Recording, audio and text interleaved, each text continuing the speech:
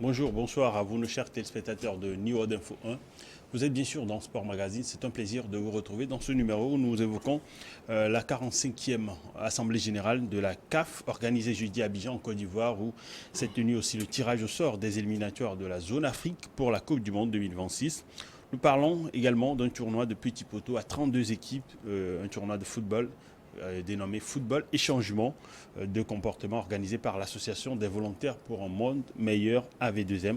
Et nous parlerons pour terminer de l'arrivée de Lionel Messi à l'Inter Miami, l'équipe américaine de David Beckham ayant officialisé la signature d'un contrat avec la star argentine aux 7 ballons d'or. Et pour évoquer ces sujets, on a sur ce plateau Eloge Atiamor. Eloge, vous êtes consultant sportif. Bonjour et bienvenue dans Sport Oui, Magazine. bonjour Pinto, bonjour à tous les fidèles qui nous suivent actuellement.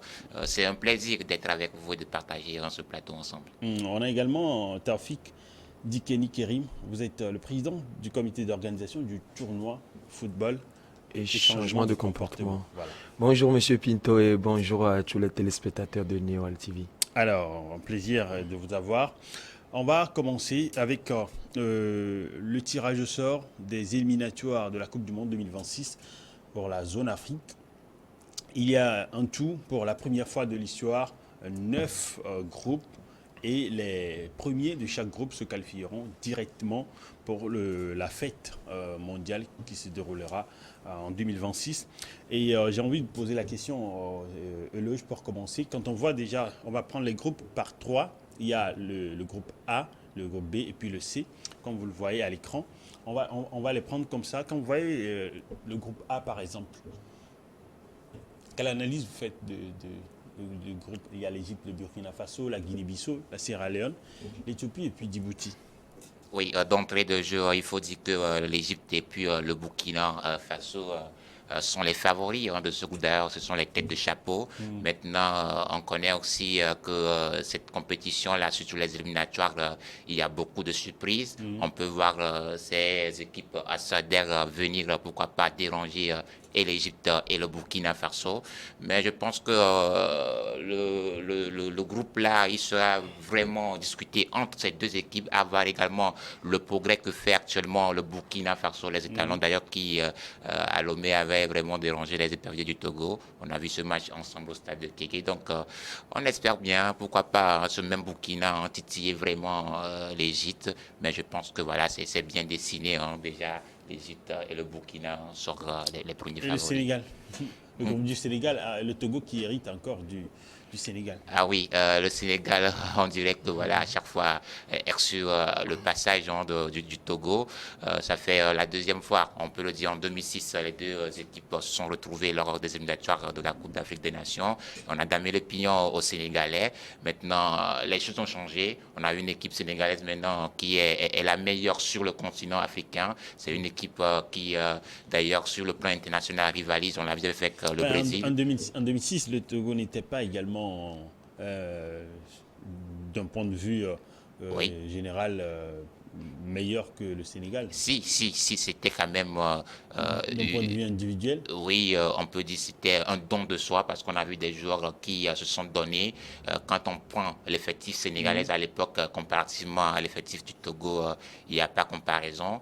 Donc, c'est pareil, Donc, c'est pareil. donc vous dites qu'à l'époque, en 2006, le Togo était favori devant le Non, Sénégal? même pas, Non. même Ok. pas, même pas, même pas. Le Sénégal était au-dessus carrément de cette équipe togolaise. Maintenant, on est dans les mêmes circonstances encore. Mm. On verra bien si avec l'effectif du Togo, on peut encore une fois rééditer l'exploit, mais ça va être compliqué parce que ce n'est pas seulement le Sénégal dans ce groupe-là. Mm.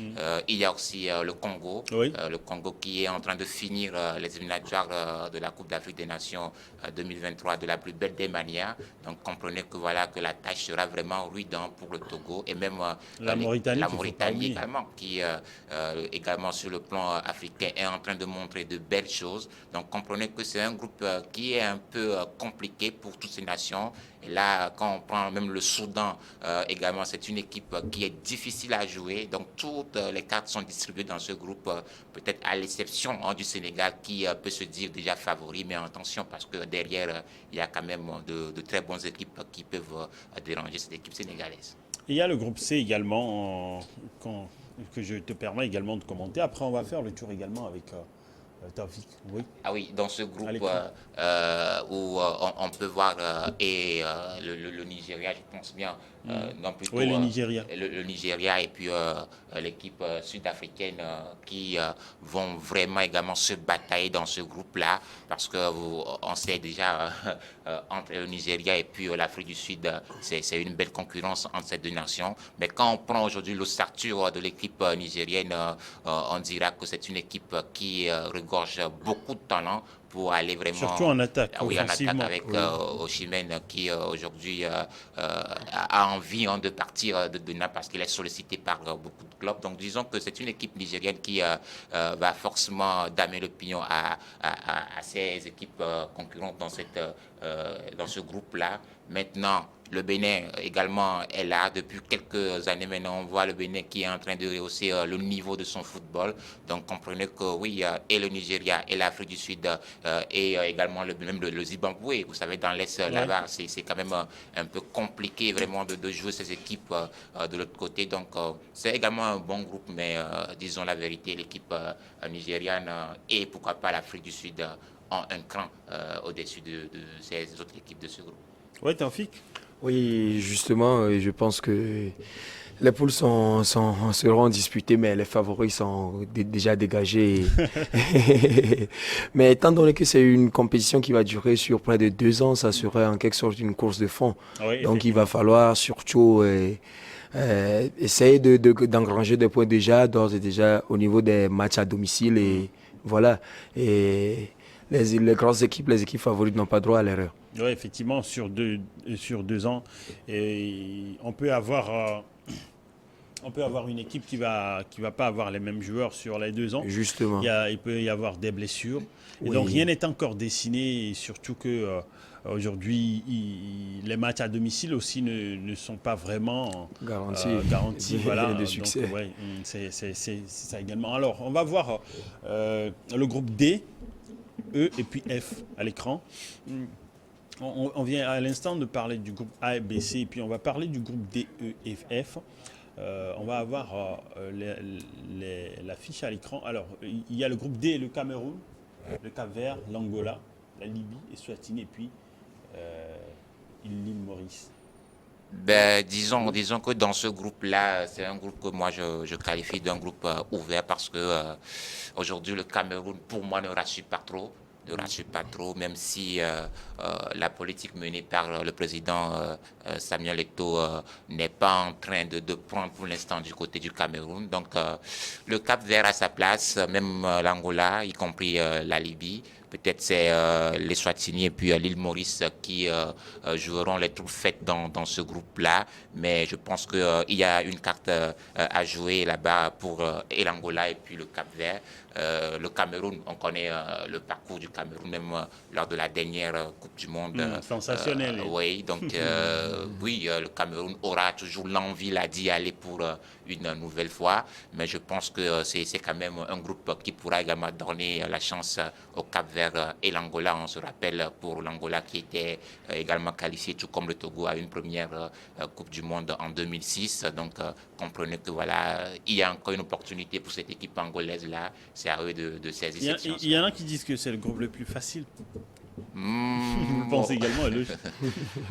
on peut le dire, mais le Cameroun reste le Cameroun. Mm. Le Cameroun reste le Cameroun, mais comme je l'ai dit d'entrée, c'est ouvert ce groupe-là.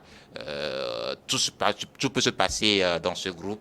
À ces équipes-là de saisir l'opportunité. Comme je l'ai dit, parce qu'il y a aussi un groupe là, le groupe de la Tunisie, qui également je qualifie d'un groupe également, Abordable. vous voyez, abordable. Donc on verra bien, on verra bien. S'il n'y a pas une première place pour les autres équipes, il y a également une seconde place parce que n'oubliez pas que les 4 meilleurs deuxièmes également vont être qualifiés pour jouer le tour de barrage parce que pour une première, on aura pourquoi pas 10 équipes pour la zone Afrique. Donc Dans le au-delà, meilleur des cas. voilà, dans Dans le le meilleur meilleur des des cas. cas. Donc, au-delà de la première place, il y a une opportunité pour ces équipes-là de chercher les 4 meilleures deuxième places, histoire de continuer la compétition.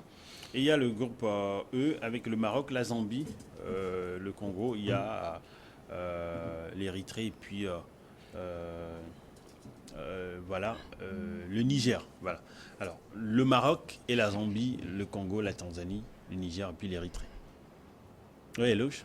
Oui, le Maroc avec la Coupe du Monde au Qatar, on ne peut pas dire que cette équipe marocaine ne va pas y se retrouver pour la prochaine édition parce que c'est une équipe qui aujourd'hui également sur le plan international n'a rien à envier. Donc toute l'Afrique, Sélections oui, occidentales. voilà, donc toute l'Afrique aujourd'hui, on peut le dire, peut compter sur cette équipe marocaine. Donc du coup, avec d'ailleurs la politique que mène également la Fédération marocaine de football, comprenez que tout est mis déjà pour que le Maroc puisse se retrouver à cette Coupe du Monde-là. Maintenant, il y a également la Zambie. La Zambie qui, à domicile, est difficile vraiment à jouer. On a vu la Côte d'Ivoire qui a été humiliée lors de la dernière journée des Coupes d'Afrique des L'avant-dernière Nations. journée. Des Coupes d'Afrique des Nations.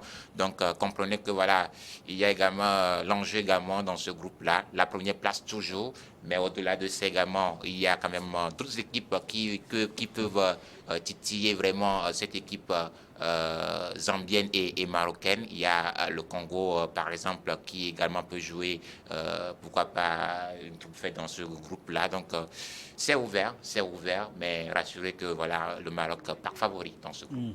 Et puis il y a le groupe du Gabon, du Kenya également, c'est-à-dire le groupe F. Oui, Eloge. Oui, dans ce groupe-là, la Côte d'Ivoire et puis le Gabon qui également part favori. Maintenant, comme vous l'avez dit, je compte également dans ce groupe sur, pourquoi pas, l'équipe kenyane et surtout la Gambie, parce que la La Gambie, Gambie... le Burundi également sont des équipes Ah oui, en pleine ah oui, ah reconstruction. oui, ah oui, pleine surtout la restauration. Gambie. Quand la Gambie qui est un peu stable, on peut le dire, dans ses dernières compétitions sur le plan africain.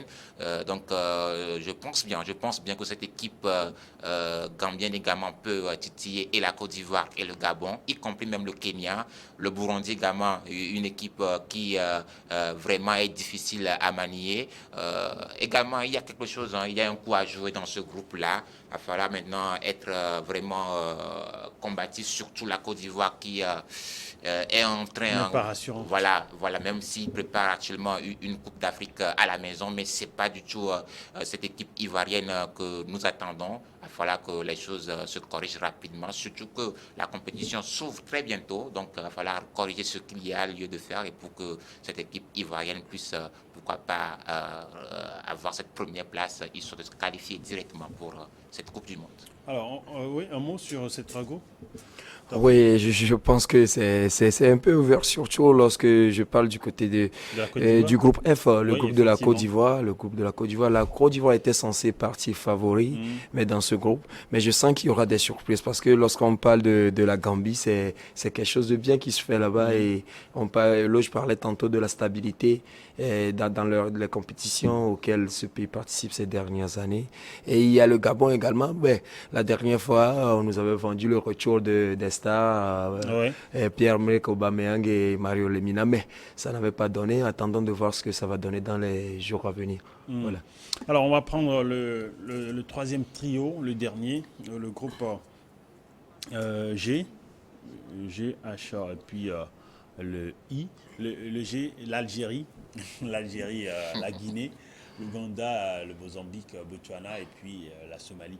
Alors, l'Algérie qui a été éliminée, je ne dirais pas à la dernière journée des dernières éliminatoires de la Coupe du Monde 2022, mais je dirais plutôt dans les dernières secondes de ces éliminatoires. C'était terrible, puisque c'était en Algérie, où le Cameroun est allé arracher l'éliminatoire, sa qualification, le billet là-bas. Alors, ils n'ont pas droit à l'erreur maintenant qu'ils sont dans un groupe où ils ont largement la possibilité de pouvoir éliminer les 4 après. Et il y a la Guinée aussi qui ne va pas se laisser faire. Ah oui, la Guinée qu'on a pris, qui ne va pas se laisser faire. Cette équipe algérienne, là, vraiment, sincèrement, n'a pas encore digéré cette élimination lors de l'édition passée. On a compris que ça a failli même coûter au coach algérien, mais voilà, il a été toujours remis dans ses fonctions. Il a la confiance toujours de la fédération ivoirienne et plutôt algérienne de football. Donc c'est une occasion d'ailleurs pour cette équipe algérienne-là, parce que quand on voit quand même les adversaires, c'est pas quand même des adversaires qui peuvent vraiment déranger cette équipe-là, au-delà de la Guinée, qui est peut-être avec Keita, qui pourront peut-être déranger cette équipe algérienne. On peut dire que le chemin est déjà tracé pour cette équipe algérienne cette fois-ci.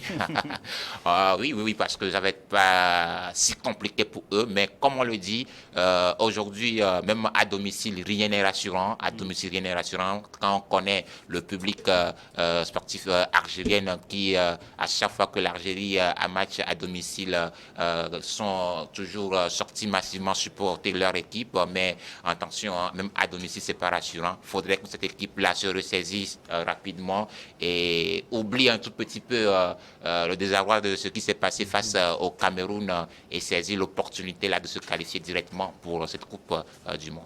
Le groupe H à présent. Alors, le groupe H, on va l'avoir à l'écran.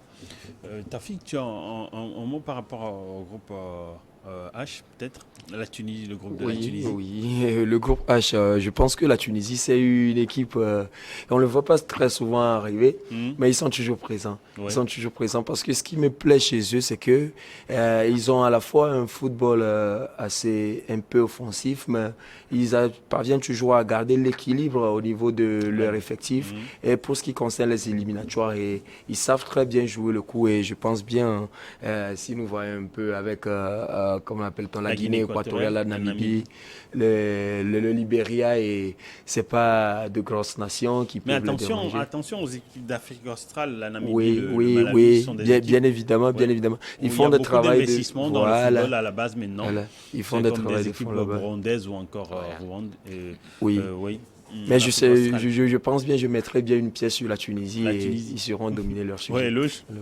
Oui, cette équipe tunisienne, comme l'a dit Kérim tout de suite, c'est une équipe qui, pour moi, peut passer au-delà de l'équipe équato-guinéenne, de la Namibie et du Malawi. Je pense que c'est une équipe qui peut vraiment passer. Maintenant, il y a également la chance pour ces équipes-là de pouvoir profiter parce que, comme on l'a dit, c'est une équipe tunisienne qui, des fois, n'est pas vraiment équilibrée. Il donne certaines failles. Ça va falloir les profiter du côté de cette équipe, des équipes malawiennes ou pourquoi pas des équipes burundaises. Donc, je pense qu'il y a quand même beaucoup de cartes à distribuer dans ce groupe-là. À ces équipes-là, australes, de profiter, pourquoi pas se qualifier directement. On va terminer avec le groupe I dans la deuxième partie de cette émission. En attendant, on va observer la pause sur Ensemble le Journal, revenir après.